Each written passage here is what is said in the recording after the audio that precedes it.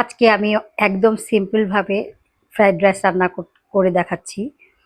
প্রথমে তেলটা একটু গরম করে নিলাম। তার আগে আমি পোলাও চাল দিয়ে ৩ পোয়া চালের ভাত রান্না করে নিয়েছি।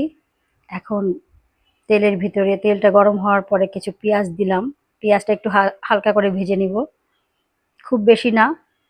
এর ভিতরে মরিচটা একটু বেশি পরিমাণ মরিচটা আমি দিব। আমার মরিচটা একেবারেই ঝাল নাই, যে কারণে একটু বেশি দিতে হবে।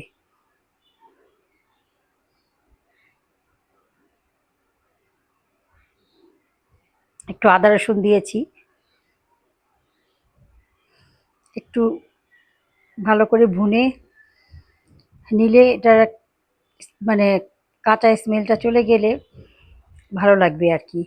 এরপর একটু লবণ দিয়ে দিলাম। ভাজা ভাজা হয়ে আসলে আমি বরবটিগুলো কেটে রেখেছিলাম,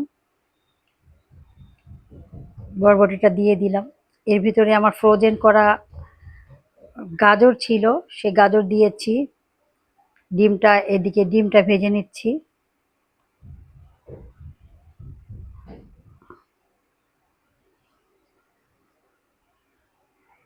ডিমটা ভাজা হয়ে গেলে এখন আমি এই ডিমটা এই ভাজির ভেতরে দিয়ে দিব, যে সবজিটা ভাজি করে রেখেছিলাম তার ভেতর দিয়ে দিলাম।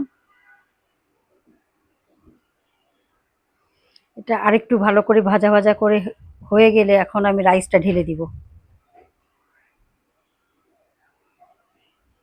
আমার রাইসটা একটু সম্ভবত একটু নরম হয়ে গিয়েছে, পরে ঠিক হয়ে যাবে অবশ্য। ঠান্ডা হলে এটা ঠিক হয়ে যায়, কিন্তু একটু শক্ত হলে ভালো হতো। একটু ভালো করে মিশিয়ে, খুব সুন্দর করে একটু মিশিয়ে নিতে হবে। জালটা একটু কমিয়ে দিতে হবে। এর ভিতরে আমি একটু টেস্টিং সল্ট দিয়ে দিব। টেস্টিং সল্ট না দিলে আসলে আমার কোনো রকমই ভালো লাগে না। এটা রাইসের খুব একটা ইম্পর্টেন্ট জিনিস, চ্যাপ্টার। আমি অনেক কিছু অ্যাড করি, আজকে একদম সিম্পলভাবে করলাম যাতে সবাই সহজভাবে করতে পারে। এই হলো আমার রাইস হয়ে গেল। আল্লাহ হাফেজ।